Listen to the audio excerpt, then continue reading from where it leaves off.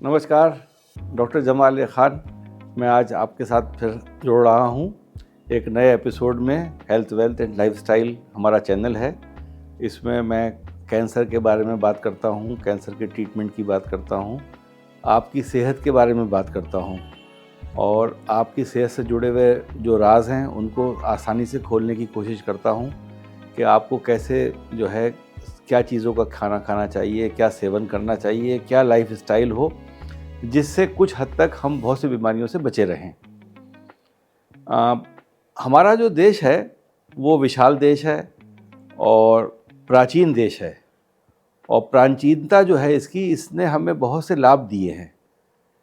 इस विषय में जो मैं आपको बात बताना चाहता हूँ कि हमारे यहाँ जो मसालों का सेवन है खानों में, उससे हम कितनी बीमारियों से बचते हैं, ये जान के आपको आज बहुत हैरत होगी। ऐसी बीमारियां जो वेस्ट में बहुत कॉमन हैं और हमारे यहाँ बहुत ही अनकॉमन हैं, ख़ास तौर से जो लोग मसालों का सेवन करते हैं। ऊपर से लेके नीचे तक, कश्मीर से लेके कन्याकुमारी तक, और इधर आप आसाम से ले लें तो आपका गुजरात के बॉर्डर तक, सब जगह मसाले खाए जाते हैं। और वो मसाले कुछ कुछ जगह पे चेंज हो जाते हैं, लेकिन कमोबेश सब जगह तकरीबन सारे मसाले खाए जाते हैं। कहीं हल्दी का सेवन ज़्यादा होगा, कहीं प्याज का सेवन ज़्यादा होगा, कहीं लहसुन का सेवन बिल्कुल नहीं होगा, प्याज का सेवन बिल्कुल नहीं होगा, लेकिन अदरक सब जगह होगी। अदरक का सेवन तकरीबन सारे लोग करेंगे, हल्दी का सेवन सारे लोग करेंगे, धनिया का सेवन सारे लोग करेंगे, लौंग, इलायची, काली मिर्च, ये कुछ नाम मुझे, ज़ीरा, अजवान, और ये जो मसाले हैं ये तकरीबन सभी लोग इस्तेमाल करते हैं और सभी लोगों को इसका महत्व भी मालूम है। और जब कोई चीज़ प्रचलन में होती है तो उसका महत्व मालूम यूँ नहीं होता कि प्रचलन में है, लेकिन जब हम कंपैरेटिव स्टडीज़ करते हैं और देखते हैं कि फॉरेन के कंट्रीज़ में कौन सी बीमारियां ज़्यादा कॉमन हैं जो यहाँ नहीं होती हैं, तो पता चलता है कि उन बीमारियों से राहत हमें कैसे मिल रही है।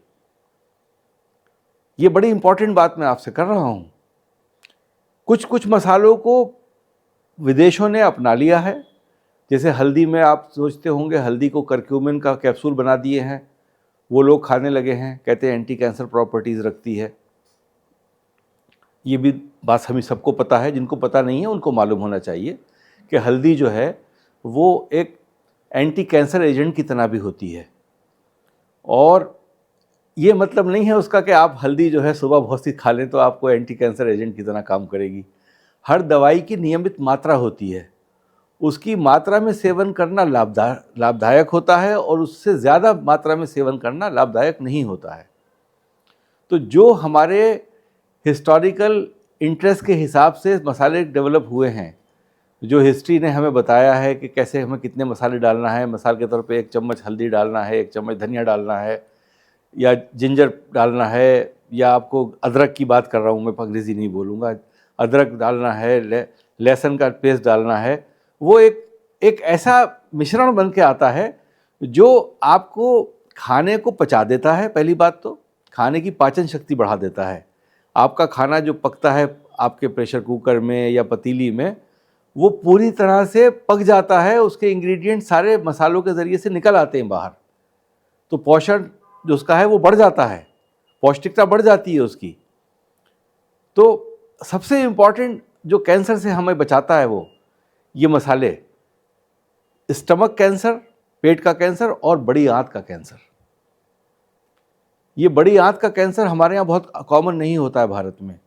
लाल मिर्च, ये भी हमारे लिए बहुत प्रोटेक्टिव होती है। लाल मिर्च का सेवन जो लोग करते हैं वो प्रोटेक्शन देती है इंटेस्टिनल वॉल को।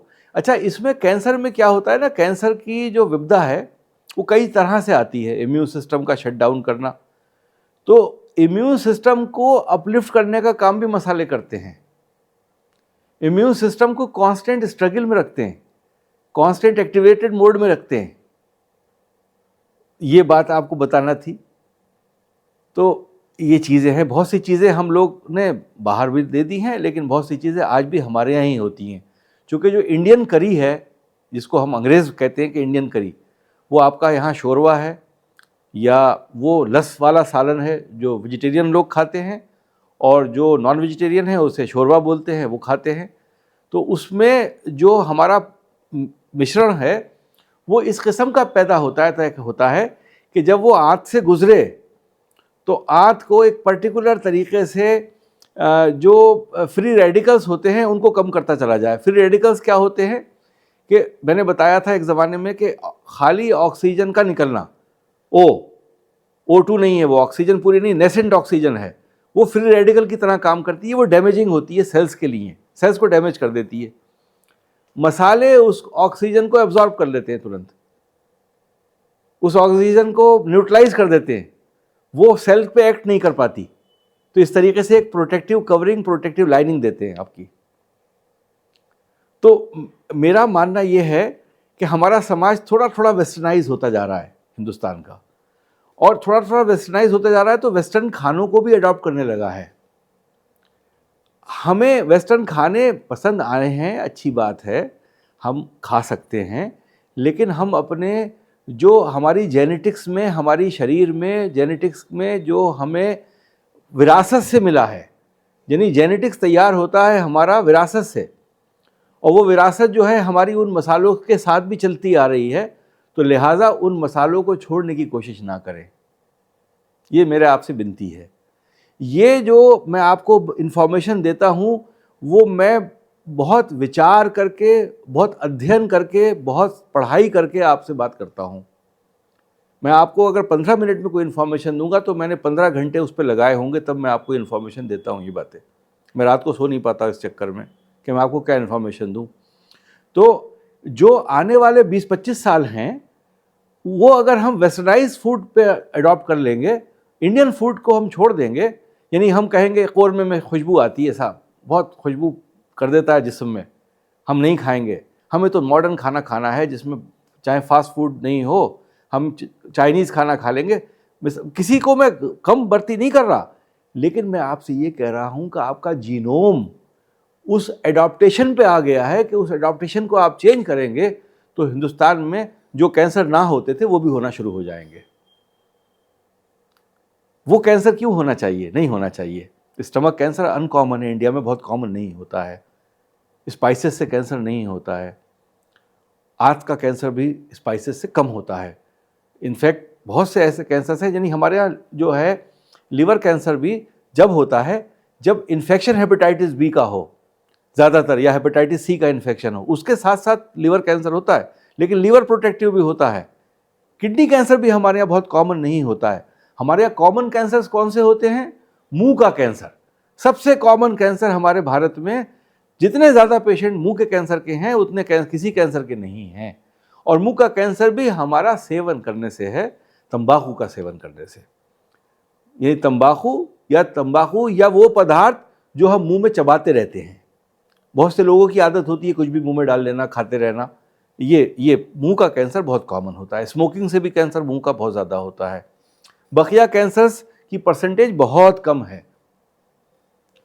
ओवेरियन कैंसर हुआ, प्रोस्टेट कैंसर हुआ, वो पूरी दुनिया में जो रेशियो है वो यहाँ भी वही रेशियो है। तो ये मेरी रिसर्च है, मेरी अपना अध्ययन है, मेरी अपनी समझ है, मेरी अपनी सोच है।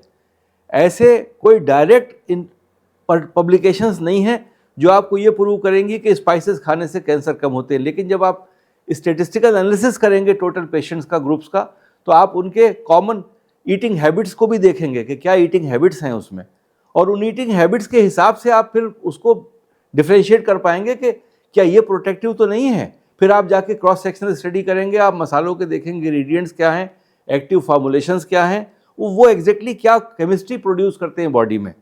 उससे पता चलेगा कि शायद ये वजह रही होगी, जब जाकर ये बीमारी रुकी होगी। तो ये इन्फॉर्मेशन मैंने आपको दी है। तो जितने भी हम लोग मसाले यूज़ करते हैं वो हमारी सेहत के लिए अच्छे हैं, ख़राब नहीं हैं। किसी आदमी को मिर्च से एलर्जी हो, वो मिर्च नहीं खाएगा, लेकिन बाकी चीज़ें इस्तेमाल कर सकता है। आपने किसी को नहीं सुना होगा कि हल्दी से मुझे एलर्जी है, या मुझे लहसुन से एलर्जी है, या मुझे जिंजर से एलर्जी है, अदरक से एलर्जी है। किसी से नहीं सुना होगा आपने ये। या लौंग से मुझे एलर्जी है, या मुझे छोटी इलायची ख़राब लगती है, या बड़ी इलायची ख़राब लगती है। या तेज़पात का मुझे नुकसान करता है, किसी ने नहीं बताया होगा, ना किसी ने सुना होगा आपने।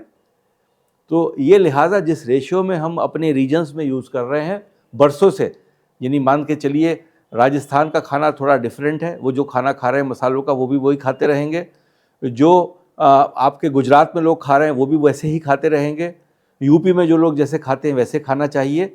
हम इन सब क्षेत्रों में यंगस्टर्स को ये इन्फॉर्मेशन देना चाहते हैं कि आप वेस्टर्नाइज फूड को अडॉप्ट करिए, लेकिन इंडियन फूड को भी अपने हैबिट में रखिए। 5 दिन 7 दिन में आप कम से कम 6 मील 7 मील अपने इंडियन फूड के खाइए। जो इंडियन फूड ट्रेडिशनल फूड है वो उसको ज़रूर खाइए। जब आप रेस्टोरेंट्स में मैं जाता हूँ, कहीं देखता हूँ, तो सब वेस्टर्न फूड की बात करते हैं। आजकल आपको इंडियन रेस्टोरेंट्स में वेस्टर्न फूड के अलावा रोटी सालन खाते हुए लोग बहुत कम मिलेंगे, वो तो ढाबों पे मिलते हैं।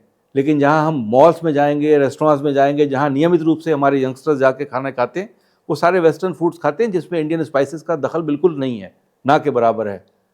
तो ये एक लॉन्ग रन में अननेसेसरी हम अपने आप को क्यों एक्सपोज करें ऐसी बीमारियों से जो हमें नहीं होती हैं। इसी बात के साथ मैं आज आपका प्रोग्राम ख़त्म करता हूँ। अच्छा लगा हो तो कमेंट्स में ज़रूर बताइएगा, मुझे शेयर कीजिएगा। मैं हमेशा कोशिश करता हूँ कि आपको नई इन्फॉर्मेशन दूँ जो मुख्तलिफ हो, जो और लोग आपको देते हैं इंटरनेट पे उससे मुख्तलिफ हो और कोई कंट्रोवर्शियल भी नहीं हो। जय हिंद, नमस्कार, जय हिंद।